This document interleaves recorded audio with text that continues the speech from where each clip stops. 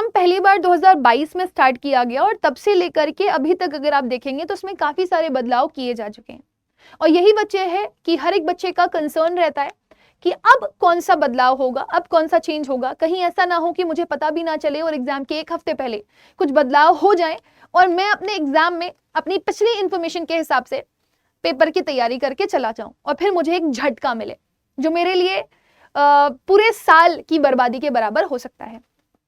तो फिलहाल इस वीडियो के थ्रू मैं आपको यही बताना चाहूंगी कि आप लोगों के लिए बहुत जरूरी है सीयूईटी एग्जाम को लेकर के अपडेट रहना। अगर आप में से कोई भी बच्चा ऐसा है जो 12th अपीयर कर रहा है या फिर 12th पास आउट कर चुका है, ड्रॉप लिया हुआ है उसने और वो सीयूईटी 2026 की तैयारी कर रहा है, तो आने वाले टाइम पर भी आपको चेंजेस देखने के लिए मिल सकते हैं, क्योंकि जिस तरह की परिस्थितियां बनी रही हैं आज तक उस हिसाब से चेंजेस होना जरूरी भी है। और कोई भी एग्जाम जब इंट्रोड्यूस किया जाता है तो उसको बदलते बदलते और एक स्टेगनेंट फॉर्म लेते लेते टाइम लग जाता है, क्योंकि बदलाव जरूरी है। कहते हैं परिवर्तन ही संसार का नियम है और ये चेंजेस कहीं ना कहीं ईज भी प्रोवाइड करते हैं और उन परेशानियों से भी बच्चों को निकालते हैं जिन परेशानियों में वो अक्सर फंसे हुए होते हैं। जैसे कि पिछले कुछ सालों बहुत सारे इश्यूज आए। पहला इशू ये आया कि टेक्निकल ग्लिचेस बच्चों को पेपर देते टाइम बहुत ज्यादा हुए, जिसकी वजह से ऑनलाइन पेपर देने में दिक्कत आई, तो उसको ऑफलाइन कंडक्ट करवाया गया 2024 में, लेकिन फिर 2025 में ऑनलाइन कंडक्ट करवा दिया गया क्योंकि बहुत मिसमैनेजमेंट देखने के लिए मिला। फिर उसके अलावा काफी सारे बच्चों के एडमिट कार्ड काफी लेट में आए, इसके इश्यूज रहे। अब इन्हीं बीच में से सबसे बड़ा और सबसे मेजर इशू ये रहा कि बच्चे पेपर देने के लिए जा रहे हैं, पेपर दे करके आ चुके हैं, रिजल्ट आ चुका है। अब रिजल्ट के बाद बच्चों को इंडिविजुअल यूनिवर्सिटीज की सीट्स प्रोवाइड करी जा रही हैं और सीट की counselling, 1 counselling, 2 counselling, 3 counselling, 4 counselling, counselling पे काउंसलिंग होने की वजह से सीट मिलते मिलते बच्चों का पूरा जुलाई चला जाता है और फिर वो अगस्त स्टार्टिंग में जाकर के एडमिशन ले रहे होते हैं। फिर उनको पता चलता है कि सितंबर में, अक्टूबर में उनका पहला सेमेस्टर होना है। अब बच्चे बहुत घबराए रहते हैं कि मैं इतने कम टाइम में पढ़ूंगा क्या, राइट। और काफी सारी यूनिवर्सिटीज का इस पे कहना यह भी है कि इतनी काउंसलिंग होने की वजह से या इतनी चरण ऑफ काउंसलिंग होने की वजह से जो सीट्स हैं वो बहुत ज्यादा वेकेंट रह जाती हैं, जिसमें से बनारस हिंदू यूनिवर्सिटी हो गई, इलाहाबाद यूनिवर्सिटी हो गई, इवन डीयू जैसी यूनिवर्सिटीज ने भी काफी बार इस चीज की कंप्लेन करी है। और अब तो ये जो इंफॉर्मेशन है ये हायर अथॉरिटीज के पास भी चली गई है। अगर मैं आपको बताऊं तो ये इंफॉर्मेशन केंद्रीय शिक्षा मंत्रालय तक भी पहुंच चुकी है कि कई सारे काउंसलिंग राउंड होने की वजह से बहुत लेट होता है एंट्रीज में और इस वजह से सीट्स खाली रह जाती हैं। हम सोचो डीयू जैसे कॉलेज, डीयू जैसी यूनिवर्सिटी की सीट्स भी खाली रह जाती हैं, राइट। और कुछ ऐसे कोर्सेज होते हैं जिनके बारे में बच्चों को कुछ पता नहीं होता, तो बहुत सारे बच्चे उस कोर्स के लिए एप्लीकेशन ही नहीं डालते, राइट। सिमिलरली और इश्यूज बच्चों को देखने के लिए क्या मिलते हैं कि मेरा एडमिशन लेट हो रहा है तो चलो प्राइवेट यूनिवर्सिटी में एडमिशन ले लेते हैं, अब इतना लंबा कौन रोके, कई बार पेरेंट्स मना कर देते हैं।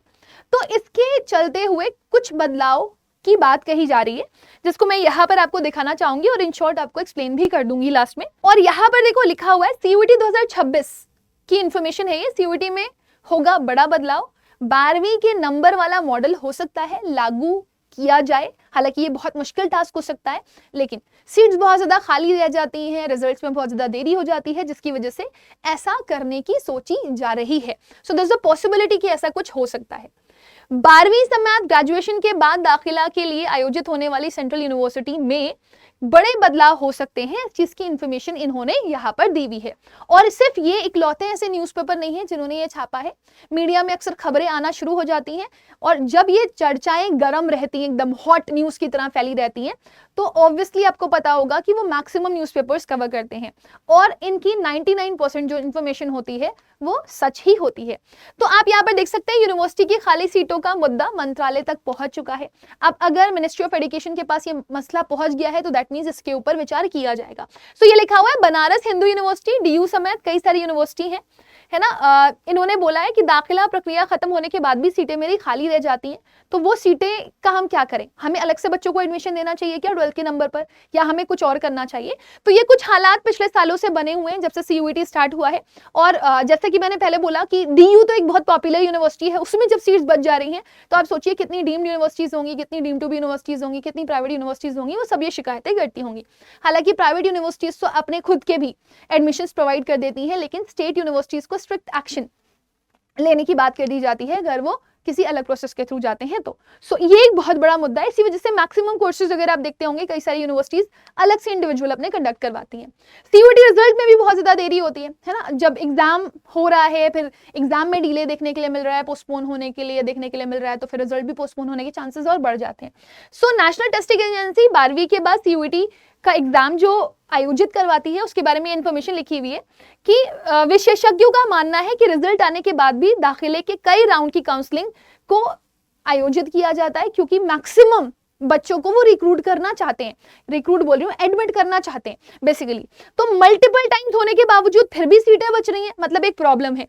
तो आप ये देख सकते हो कि प्राइवेट समेत अन्य दूसरी यूनिवर्सिटी दाखिले की प्रक्रिया पूरी कर क्लासेस शुरू कर लेती हैं, इससे सीट खाली रह जाती हैं और ऑब्वियसली सफर करना पड़ता है बहुत सारी यूनिवर्सिटीज को।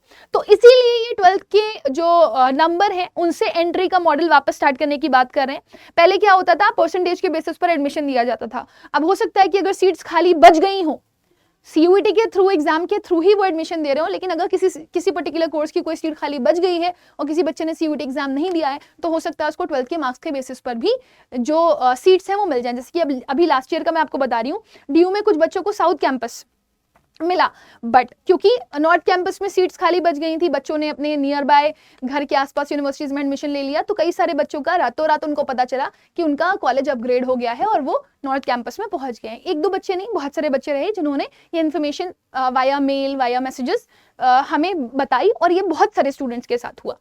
इवन एनटीए के ऊपर भी काफी ज्यादा दबाव है और यहाँ पर डीयू को हो सकता है जिम्मेदारी देने की बात भी करी गई है। ये चर्चाओं में तो बहुत ज्यादा बना हुआ है, आप देख भी सकते हैं सीयूईटी के बदलाव की संभावनाओं के बीच में ये चर्चा बहुत ही ज्यादा एकदम हॉट पोटैटो बनी हुई है कि एक्सपर्ट का मानना यह है कि एनटीए के पास कई परीक्षाएं आयोजित कराने की जिम्मेदारी है और समय पर सभी परीक्षाओं का आयोजन होना भी जरूरी है, क्योंकि जेई होता है, नीट होता है, ये सबका भी प्रेशर बना रहता है। फिर उसके बाद सीयूईटी कंडक्ट करवाना, जो एक नया एग्जाम इंट्रोड्यूस कर दिया गया है, तो थोड़ी सी हौच-पौच हो जाती है।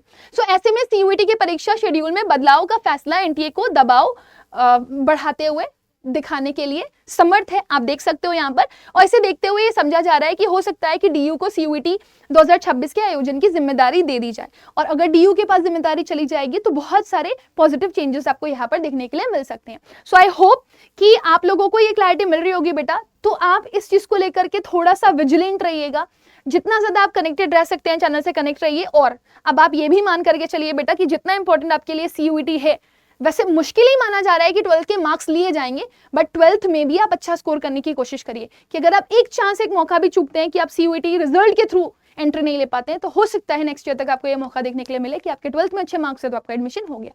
सो इन शॉर्ट आपको वापस से बता देती हूँ, वेकेंट सीट्स बढ़ रही हैं, रिजल्ट डिले हो रहे हैं, जिसकी वजह से ये हायर एजुकेशन तक पहुंच चुका है मसला, और हायर एजुकेशन मिनिस्ट्री तक।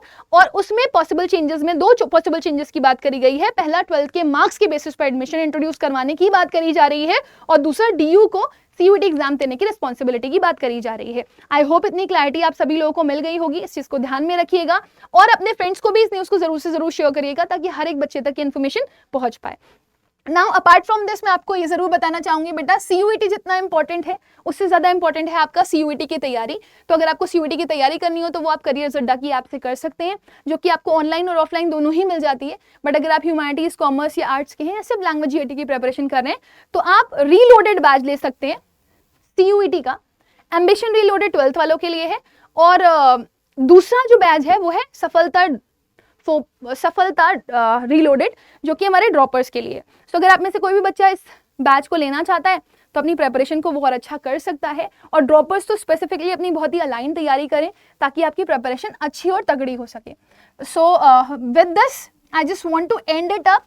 बट अगर आप मैक्सिमम डिस्काउंट चाहते हैं तो आप ये कोड यूज कर सकते हैं Y484। पढ़ाई में और देरी मत करिए, क्योंकि आपको रिवीजन के साथ साथ अपना मॉक टेस्ट की भी तैयारी करनी है। तो अभी से पढ़ेंगे तभी सिलेबस खत्म होगा, तभी मॉक टेस्ट दे पाएंगे और तभी रिवीजन कर पाएंगे। So all the best, God bless you.